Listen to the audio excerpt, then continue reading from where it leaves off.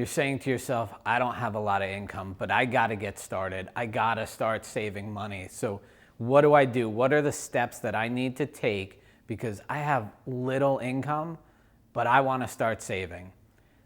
The thing of it is, it's simpler than you think.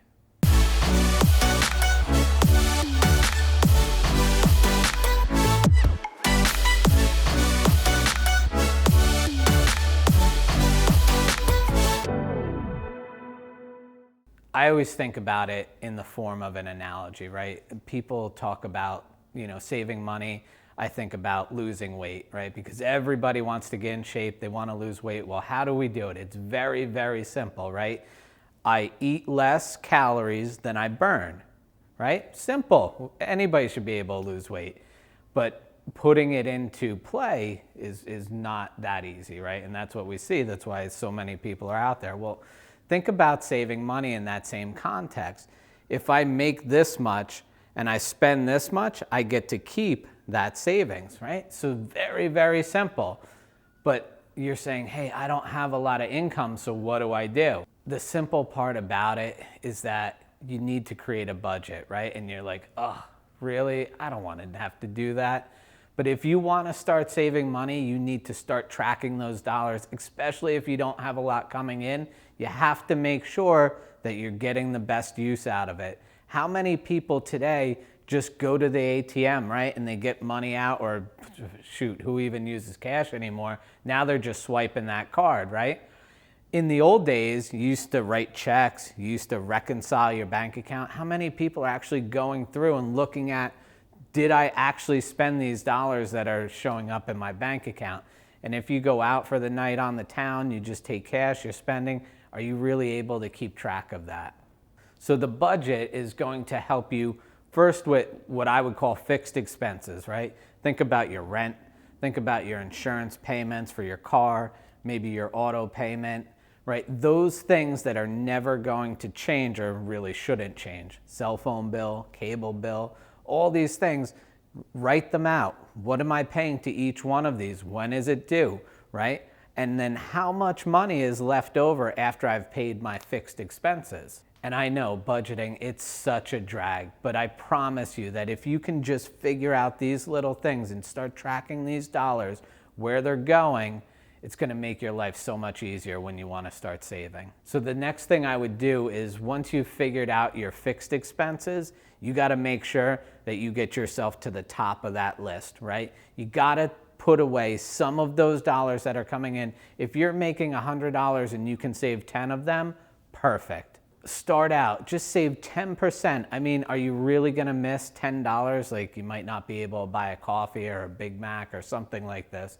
Think about those things, right? If you could save just $10 out of every 100 that comes in, now you're saving 10% of your income. That little bit over time is going to add up to a lot of money. If we start at that 10% and have that as our target, well, then whatever's left over is going to fund the rest of our lifestyle. So the great thing about a budget is we're not saying don't have fun, don't do all these things, right? But do them within your own means, right? Don't overspend and get yourself into a bunch of credit card debt or other things that you can't afford, because that's only going to slow track your savings and your growth and your ability to get to the next level. Once you've started that habit of savings, now what you want to take a look at is, how can I increase my income, right? You have a small amount of income today coming in. Well, what are you passionate about, right? You might be stuck in a job that you really don't like. It's something that doesn't bring you fulfillment. It's not really your passion, but it's paying the bills, right? So what is it that you could do today, maybe in line with your job, maybe outside of what you do, that can bring you more income? Create a side hustle for yourself. Could be something as simple as, hey, I have these old baseball cards in the basement and I want to sell them on eBay, right? So much stuff is sold on the internet today, Facebook Marketplace, all these different outlets for you to earn money on stuff you already have. Maybe you have a passion on graphic design or creativity. You could become a collaborator on different websites and be able to get extra income at night when you're not doing your day job.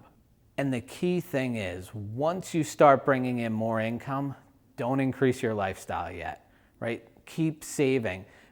Squirrel that money away as if it never even came into your life, because once you do that, you'll be able to build your savings, build your savings, build your savings. And once you've built that up, well, now you can start doing some fun stuff. Now you can invest, right? Now you can grow that pot of money more than what you've just been putting into it. You could start getting a rate of return on those dollars.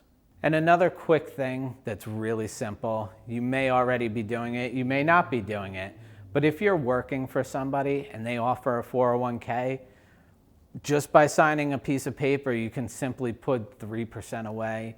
Maybe there's a match that they have, maybe 4 or 5%, right? Really simple. It comes right out of your paycheck and you'll never see it. That's another way to just start saving simply, where you don't even see the money. It doesn't even come into your world because it comes out of your paycheck before you get it.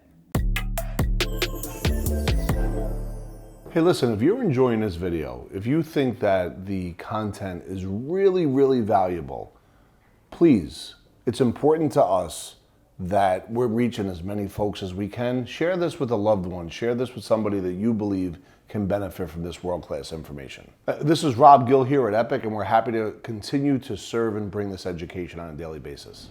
No matter where you are on your financial journey, working with somebody, having a second set of eyes on what you're doing is always going to be helpful. On top of that, no matter if you're making millions of dollars or you're just getting started out, having a budget in place is going to be so, so helpful. It doesn't matter what level you're at, because look, even people with high incomes end up with high debt. So budgeting is such an important step. So let us know in the comments, how much are you committed to paying yourself first? How much are you committed to saving today? And if you like this video, please like this video.